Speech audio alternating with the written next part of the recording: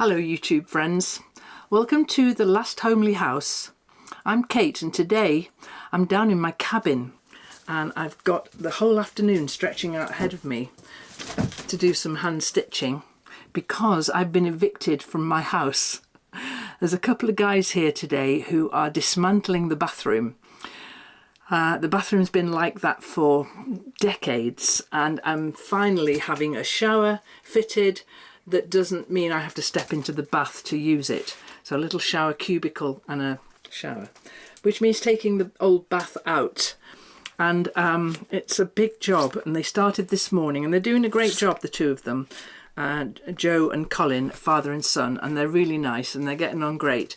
But there's too much hammering and banging and guys getting along in my bathroom. So I've been displaced. I'm down in the cabin, which is actually suits me very well indeed.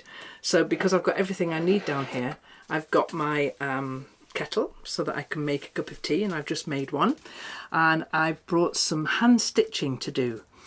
Now I've also got music here if ever I'm here on my own and I want to listen to something, an audiobook or some music or whatever. It's the perfect little spot to be, and there's this little pond just in front of it. Now if you're familiar with the channel The Last Homely Garden, which is my second channel, then this time last year, because it's the middle of November now, and this time last year this cabin was being finished.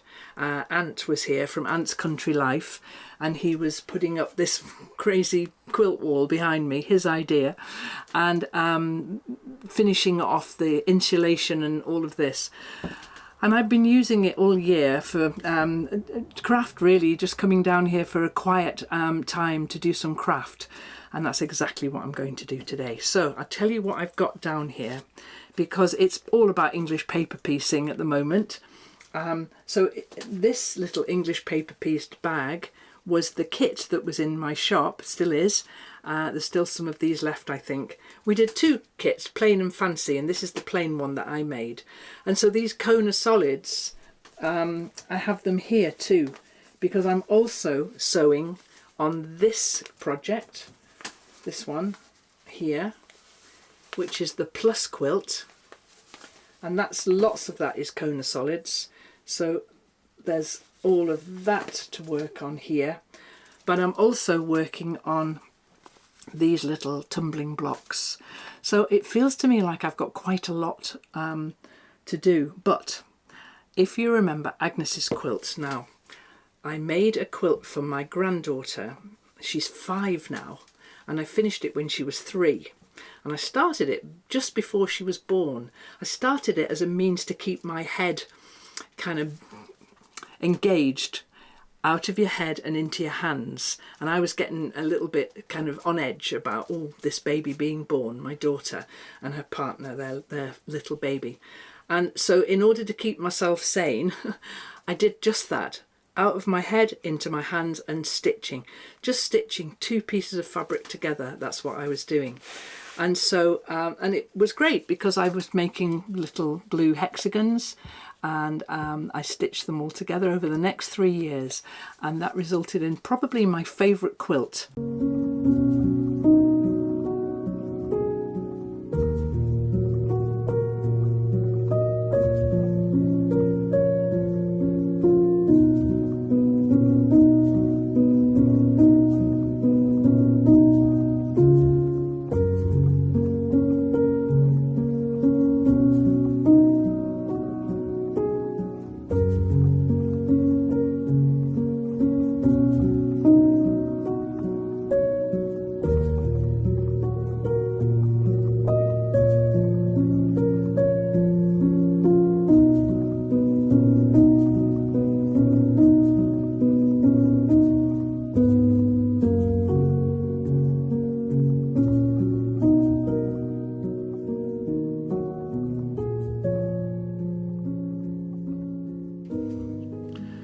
So what I have here then is my board filled with all of these shapes here.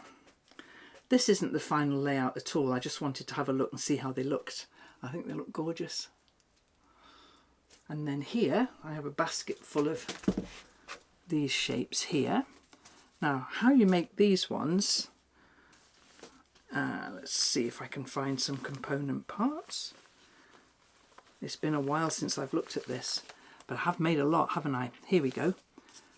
How you make these pluses. It's an individual little paper piece that looks like a house, and 4 of those houses sewn together across the middle here makes this lovely plus, and these gorgeous solid colours. So I'm not quite sure what it is I want to do today, whether I want to sew Liberty or whether I want to sew these Kona solids. I'm getting on better with the Liberty, so perhaps I should do this one so that I catch up with it. Is that a good idea? I mean, this is the one I really want to do because I absolutely love sewing with these fabrics, but this is the one that's only got this much done. So I think we need to spend some time doing this one now. Let's see, I've got one here. Now, people were asking me about English paper piecing and when you take the papers out and how you manage with that stiff paper inside to do the stitching. Let's have a little look at that, shall we? Upsy daisy, let's get that pin out of there. Okay then, so this pink one, I've just started to sew this pink one in here. Okay, there we go.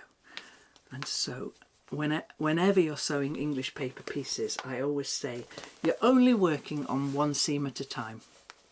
That's all. So you can fold all the other ones out of the way,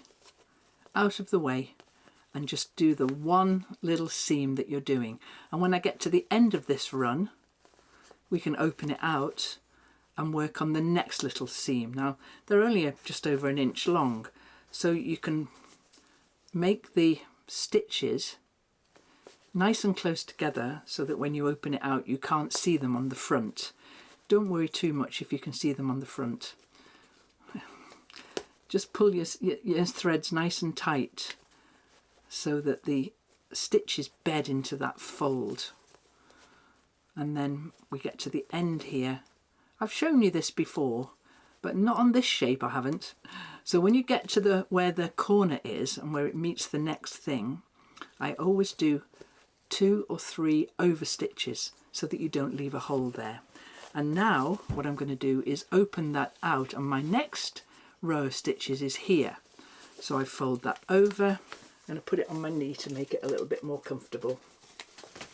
I fold that over, and what I like about having the papers in there is that I can actually fold the paper and press it into shape like that. And now I'm just going to sit here, stitch away. I'm really loving how bold this one is. Let's put this on the table so that you can see these. I love how bold these shapes are. Some of them are Free Spirit fabrics. Lots of different K-Facet fabrics here. And then these Konas here. But when I showed this to my daughter Martha, it's for their little boy, and Adam, his daddy, Adam designed this. It was on the board with lots and lots of these patterned pieces in, lots. And an equal number of plain pieces in, because I've made loads of the base pieces. Well, Adam started to redesign it, and when I looked at what Adam had done, he'd basically taken out most of the feature fabrics, I'll call them, and left in all of his beautiful solid colours. Now, if you know Adam, you'll know that that's exactly what he would have done. He's an artist and a printer, and he prints the most amazing things. He's done some printing for me. In fact, he and Martha do quite a bit of work for me now, designing things for me. Anyway, when I saw what he'd done with this, I thought, well, why am I surprised? Why am I surprised?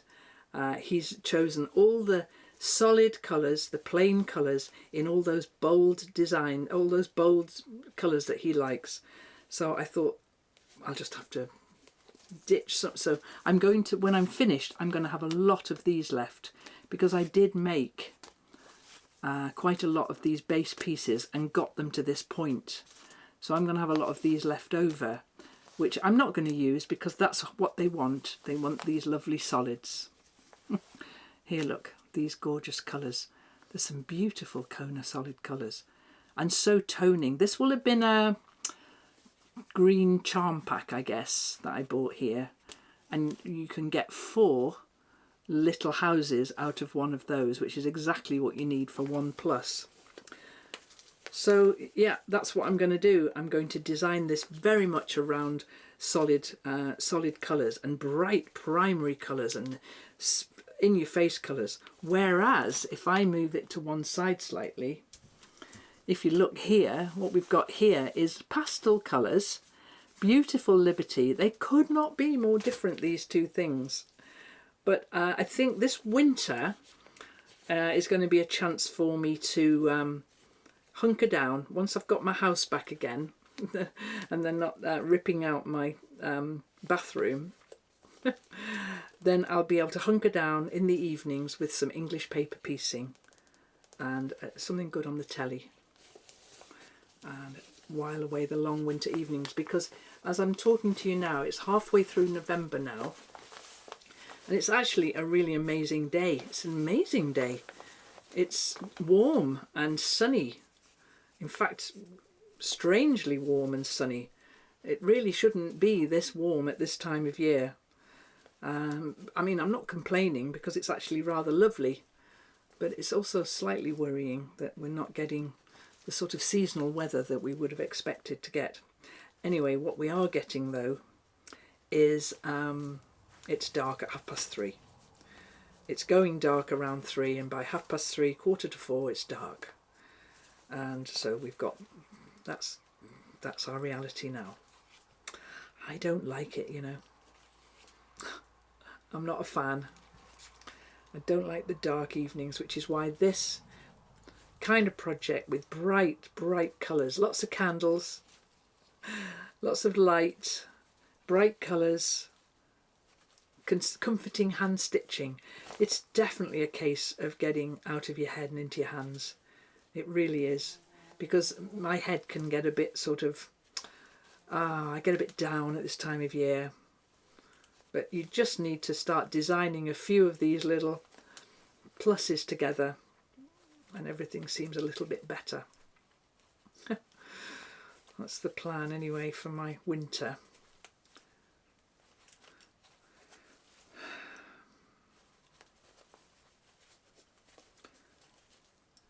Now, if any of you watch Ant's Country Life, and if you don't, I recommend you have a look, because Ant is my neighbour and friend, and he helps me do a lot of the work round here that I simply can't do. Heavy work. He built this cabin, for instance, and dug the pond. It's all there on the garden channel. But what Ant did recently on his channel, you might have seen it, he built a fence. The area that I'm in at the moment is what I call the front woods, and it's got the tree house here, and Ant's built some new steps to the tree house, so I'll be able to go there soon and give it a really good clear out and maybe paint it again. I'm planning to do that in the spring, so that it's a lovely place for my grandkids to play when they visit. But what Ant has also done is built a fence the whole length of the front woods here. From the top of the fence here all the way down to the wall. It's long, really long. There's another video on his channel you could watch. And the reason why he's done that is it's where I now keep Eileen the goose. Now, not all the time, but Eileen is, if any of you know who I mean by Eileen, you'll know that she's a fairly fierce goose. And I'm making this for my grandchildren, and my grandchildren come to play, and they just love to be able to run up and down to the treehouse and the cabin, and the goose terrifies them.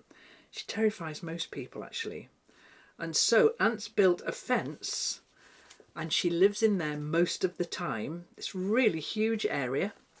She's got loads of standing water. She's very well off indeed, lots to eat. And every now and then, maybe once a week, I'll open the gate and let her come back through and have a big swim on the pond. Now that might seem a bit mean, but it's had several advantages. One of them, the primary advantage, is that no one's frightened of the goose anymore. I would have visitors say, "Can we come and see you, Kate?" I say, "Of course you can." "Will the goose be there?" And it's like, what am I going to do with this? I mean, I really like having the goose. I think she's amazing, but she's very scary, and she chases me. Well, she doesn't.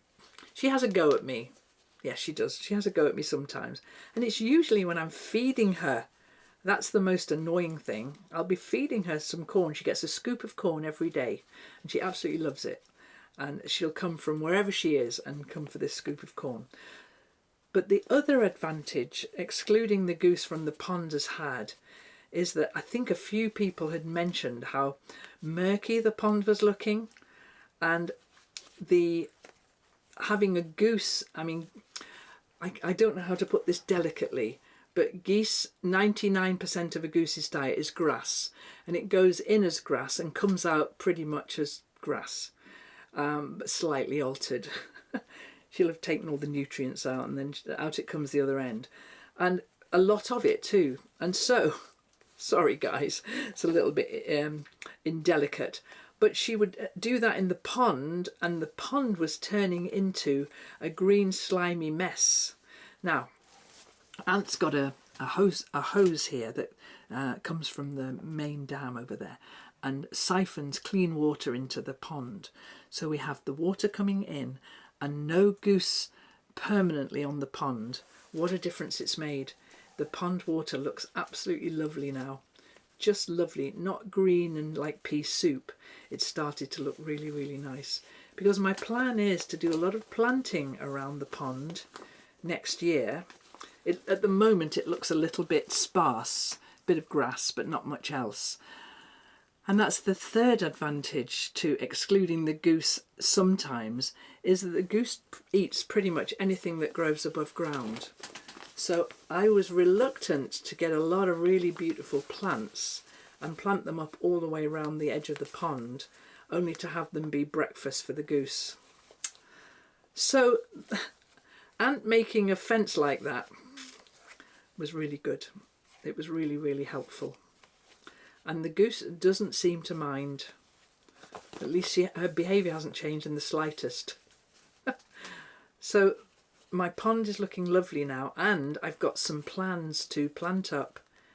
We're going to have some irises in the pond itself, and then some lovely planting around the perimeter of the pond, which I think will look brilliant. I really do. I think it's just going to look so good. It's really great being down in the cabin because there's quite a few developments that are going to be happening in the cabin in the next few weeks. Oh, is that tempting to talk about that? My garden channel is, there's not much going on in the garden at the moment, so there's not a lot to talk about on that channel, but there is going to be a new video coming soon about a trip we took, John and Anna and I, and a beautiful thing that we made. And that's all I'll say about that, but it's going to be really gorgeous, really gorgeous. I'll let you know, give you plenty of warning when that one's coming.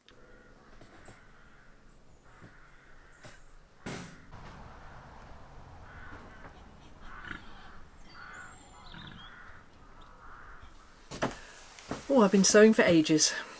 I've got loads done. Loads of this one and loads of this one. There's another project I'm doing down here. Now, a few weeks ago, I showed you these coat hangers that I'm covering with wadding and then covering with Liberty fabric. And these, I can't stop making them. I think they're just so fun to make. So there's loads of these down here in the cabin. And I do those whenever I feel like it. But there's one last little project that I'm going to do before I give in to the sun in my eyes here, and that's this little thing here, which is a beautiful old piece of hexagon. No, it's not hexagon. what's this called again? Log cabin. It's a beautiful old bit of log cabin that I was given years ago, and I spent a bit of time over on Patreon piecing this together to put on a little chair in my cabin. And all it needs now is 2 ties on the back to tie it onto the chair. And I've got a little bit of this red left, which was what I used to bind it with. And so the last job I'm going to do before I go inside, I'm going to sew 2 little ties on the back of this piece here. Oh, does it matter which way up it is? I actually like it that way up, although I couldn't tell you why. So the sun's going down now, and what I need in this place is curtains, so that I can draw curtains across and not have it blinding me. But that's another day. That I've got some curtains in my mind that I want to make for here. But for now, that is a really lovely day that I've spent here in the cabin doing some stitching, doing some of both of these little quilts that I'm making for my grandchildren. They've got on terribly well in the house, putting my new shower in, but it is going to take a few days because there's tiling to be done and all of that. You know what it's like when you're getting work done. You're upside down for a little while, aren't you? And so earlier on, my son John came to help move the old bath outside. I have a plan to put it somewhere in the garden and plant it with, I don't know, some beautiful flowers. There's a plan to do that. But what's making me smile is that John came with, he works in a joinery workshop not far from here, and he brought one of his colleagues along with him to move the bath. And they helped, and they got the bath out, no bother. In fact, I think it was masterful the way they got the bath out. But then John said, where should we put this? And I had a spot in mind, already in mind, for him to put it, which was, it wasn't that far away. And I said, oh, put it over here, please, John. And he looked at it and he said, no, that's too far. And he just dumped it in the flower bed next to the house. So I've got a big yellow bath now sitting in my flower bed. Made me laugh a lot. So it's been a good day. I've seen John. He's helped me out there. I think the bathroom is just going to take a little while. Maybe I'll show it you when it's all finished. It's just a bathroom, really. This, though, has been a wonderful day in the cabin. I've really enjoyed it. And don't feel sorry for Eileen. She's fine. She's got a huge area to play in there. She's got a ditch as well that she can swim up and down in. So she's very, very happy, really. So I just want to thank you very much for watching. It's been a lovely opportunity to catch up with you and to catch up with these jobs here too. And I will see you next time when there'll be something else. I'm not quite sure what, but we'll come up with something else. And in the meantime, pop over to Patreon if you want to see this project. It was very recently. We've got a thing on Patreon where you can join up and try for a free trial. So you don't have to pay. You can try it out and see if it will suit you. So take advantage of the free trial. And subscribe to the Last Homely House channel if you haven't. And subscribe to the Last Homely Garden channel too, because there'll be some interesting things coming there soon. So for now, I'm going to carry on and sew the second one of these on here, and wish you very, very well indeed. Thanks so much for watching. I'll catch you next time. Let's make sure I've got these evenly spaced. Yeah, that one goes there.